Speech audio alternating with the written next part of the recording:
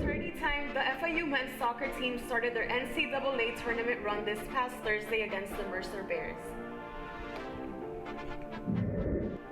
football takes on AP's number 9 ranked Louisville Cardinals for their final game at Hard Rock this season. And we look at how a stadium rich with history hosts some of South Florida's greatest athletes. All of this and more on the sideline. Hello, South Florida, and welcome to the Sideline, the place where you get all of the highlights for your South Florida teams. I'm Alfredo Benegas. I'm Melody Huete, and the sideline starts now.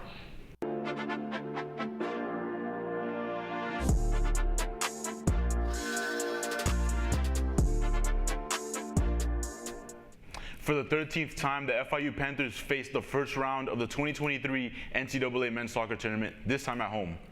On the field was Sideline's Tanya Jimenez with more on the Panthers' clash with the Mercer Bears.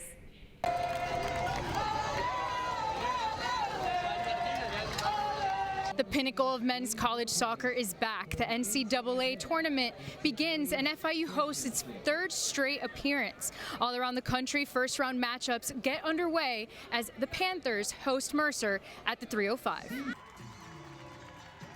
FIU held on to their lead to shut out Mercer and carry on to the next round last Thursday with a goal from senior Simon Afrifa, who seemingly manifested his first ever NCAA goal. All week we've been training hard and I had a feeling I was gonna get one. Like the whole week I've been working hard, like training good, and I just kept telling myself I'm gonna get one, and then it came along. So.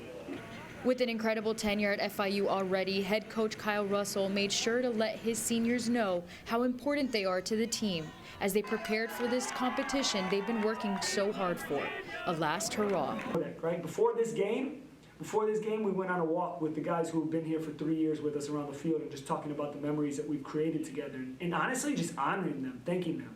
Like, listen, man, Matthias, Philip, Julian Hodek, Yushi, Edgar, Benny, you guys were like our first group that came together in 2021 that's still here.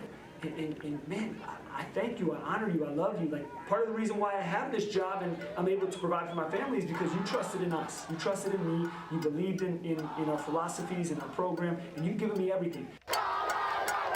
A remarkable season for the men's soccer team came to an end in the second round of the NCAA tournament this past weekend. The Panthers put up an effort against the heavily favored Virginia team, but the clock struck midnight on this Cinderella story. Pause up, FIU soccer. From the control room for Sideline, I'm Tanya Jimenez. After a week off, the Miami Dolphins were back in business to take on the Las Vegas Raiders for the first time this season. While Miami trailed after the first quarter for the third time in the last 5 games, the Fins were able to rally despite the offense struggling, and it was the defense that made the difference this time. Cornerback Jalen Ramsey snagged himself 2 interceptions, including the pick that would seal the game with 25 seconds left. The final score was Dolphins 20, Raiders 13. Next up for the Fins is a Black Friday road trip to face the New York Jets on November 24th. The Miami Heat were feeling nostalgic as they took a long winning streak into Chicago on Saturday, and unfortunately, history did repeat itself. Miami drew first blood, leading with the score of 22-1 early in the first.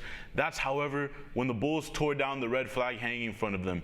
Jimmy Butler and Bam Adebayo combined for 49 points, but the late game rush from Chicago was too much to handle, and the Bulls ended Miami's winning streak at 7. Final score, Chicago 102, Heat 97. To end the Panthers' Californian road trip, Florida beat the Anaheim Ducks. Goaltender Anthony Stolarz made 34 saves, holding on to the early lead in the first period. Center Ito Luosterainen with a fantastic feed from fellow Finnish player Anton Lundo to put the Cats on the board. Before the first period ended, Lundo again feeds it to defenseman Oliver Ekman Larson to bring it to 2. Special teams struggled, going on for 4 plays and power plays missing opportunities to further the lead.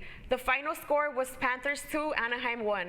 Florida comes home for a 3-game homestand starting Monday night at Amerant Bank Arena. It was senior day at the Hard Rock as the Canes played their final game at home.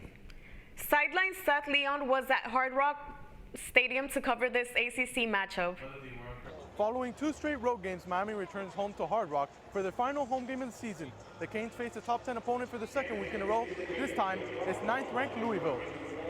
It was a high-scoring first half on Miami's senior day as both teams combined for 41 points and nearly 500 yards on offense. Louisville kicked off the scoring with a 69-yard opening drive touchdown. The Canes were quick to respond with a touchdown of their own, courtesy of Mark Fletcher. Miami caught fire following this, coming down with an interception on defense and scoring a touchdown 4 plays later. Both teams traded touchdowns and the Cardinals managed to punch it in with 8 seconds to go in the half, bringing the game within 1. Despite it being senior day for the Canes, it was true freshman running back Mark Fletcher who took over for Miami, accounting for 151 all-purpose yards and 2 touchdowns. Yes, sir. I'm happy how I'm doing individually, but the standard at Miami is to win, and I'm just a big team guy. No matter what I do individually, I just want to win, and we didn't do that today. So Louisville overtook Miami with a touchdown early in the fourth, putting them up 3 points following a 2-point conversion. The Cards will go on to stretch their lead to 7 with a 58-yard touchdown. Miami would fail to tie the game despite having 4 opportunities within the 5. After getting a stop, the Canes got enraged for one last desperation heave. The Hail Mary was caught by Xavier Restrepo, however, he would be tackled short of the goal line. This now makes it 3 straight losses for the Canes, who did not end with the result they were looking for. In a game with 5 lead changes, Louisville came out on top 38-31. After wrapping up their home slate, Miami looks to finish the season on a high note with a victory in their final game over the Boston College Eagles this Saturday. Reporting from Hard Rock Stadium, Zeth Leon, Caplin News. After a full slate of NBA and NHL and college football across South Florida, we're going to discuss our biggest W's and biggest L's.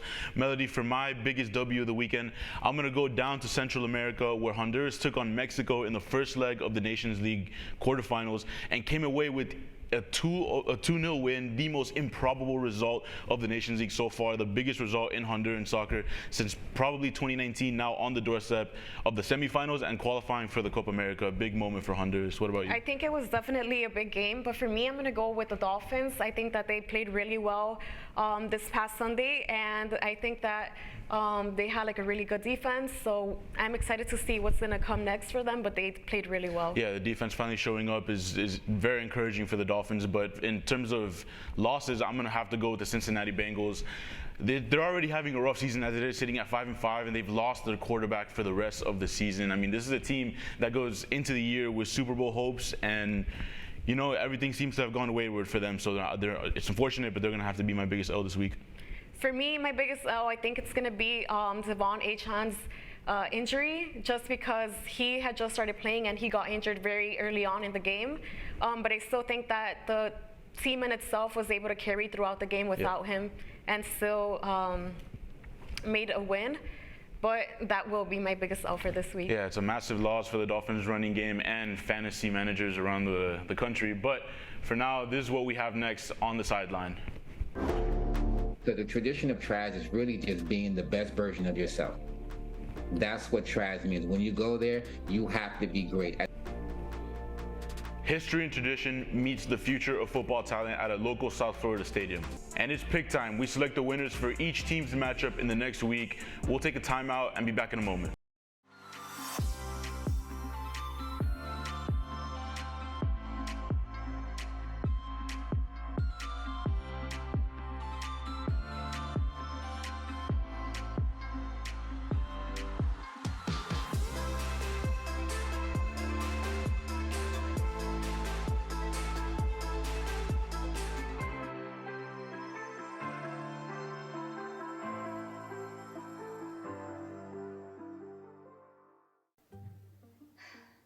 Really use a new tablet. I just don't have the money. Let me ask you something. Do you have a Pell Grant? Yes? You do know you can get a free tablet, right? Did you say free? Yeah, free. It's simple. And the application is done in the store. I could really use a tablet. Get one. Another satisfied customer. Stop by PantherTech in the Graham Center at FIU MMC today to speak with one of our associates to get your free tablet.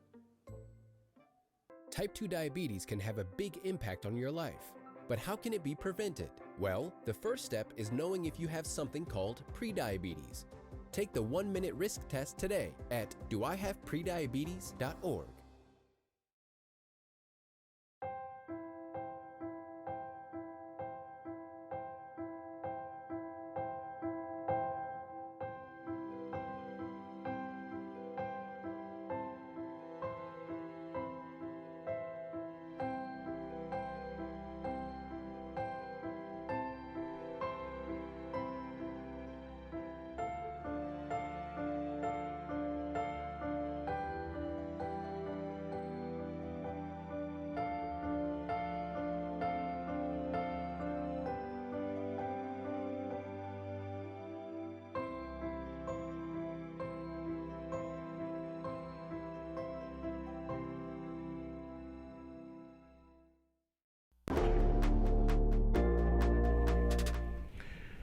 For many NFL stars, the path to a successful career included a visit to a historic high school football stadium in Westview.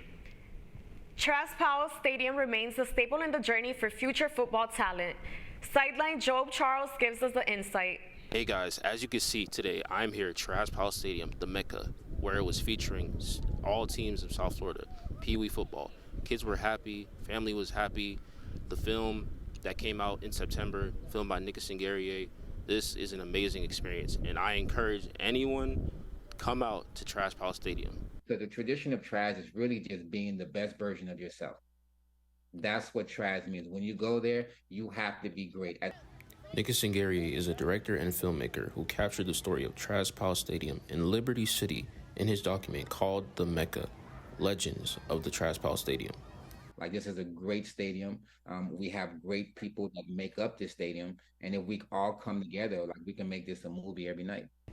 Traz represents the soul of the community as a venue where countless generations of supporters have gathered to cheer on neighborhood teams, creating an electrifying atmosphere and place where kids growing up in difficult conditions can make a better life for themselves and their families. I think that individual greatness and that responsibility to be great is what you're going to get, is what the youth is going to get once they go through Traz. Gary spent the last year putting together his documentary and capturing the essence of the Mecca. He says his dream is to screen the movie on the 50-yard line with tens of thousands of people in the stands, including some of the biggest names in music and sports that grew up here. This would be a night to remember for ages. Reporting for Caplin News, I'm Job Charles. This Thanksgiving week, one of the things I'm most thankful for is that we have a full slate of South Florida sports before this Thursday, and we're going to start off with Dolphins and Jets, which is actually going to be Black Friday the day after. And let's go ahead and give our picks. Dolphins, Jets, I'm going to have to go with the Dolphins taking the win on this one. The Jets have been struggling as of late. We know that they weren't going to be a force to be reckoned with in the AFC East after Aaron Rodgers went down. Dolphins rolling as of late, coming off a win against the Raiders. Easy one for the Dolphins. I also agree. I think that with them winning Las Vegas Raiders last time, I think that they have a good chance of winning, especially with Tyreek Hill, Jalen Ramsey. I think that they have a good chance of winning with these players. Yeah, and sitting at 2-1 in the division right now, you know, this might have a lot of consequences depending on what the Bills do later on this season. But let's move on to the Miami Heat, who have a full slate this week, have the Cavs, Knicks, and Nets. I honestly think that they can win all three. I also think that he can lose all three. They're playing three really good teams on the road. They're playing the Nets on the second night of a back-to-back. The Heat have been hot as of late, 7-1 over the last 8 games. I think they're going to pick up 2 wins here. I do think it's very tough to win on the road against these teams. And like I said, that second half of a back-to-back looks to be the toughest of the 3. But I think they should take 2 wins from these games. I also agree with you. I think that right now they have 5 of their vital players out. So I think that puts them in a very a position where it's like so-so, but I think that they do have a good chance of winning all 3 games. Yeah, hopefully all goes well for the Miami Heat this week. But the Florida Panthers now 6-1 over their last 7 games. They're coming home to host the Bruins and the Jets. I'm feeling that they're gonna get wins in both of these this time. Like I just said, they went on a road trip, won 6 out of the last 7, only losing to a really tough Kings team. So I think they're gonna grab wins in both of these. What about you? I think that the Panthers are playing really well this season. I also think that the Bruins have a very powerful offense, but the Panthers can still score. So I'm saying that the Panthers have a high probability of winning. So we'll keep it as that. Yeah, well, our Panthers on the pitch let us down this week, but hopefully our Panthers on the ice don't. Just a reminder that if you want to keep up with updates and all the fun segments from our crew, you can follow us on Instagram at sideline.caplin. That's all the time we have for today. I'm Alfredo Benegas. And I'm Melody Huete. Thank you for watching, and we'll see you next week on the Sideline.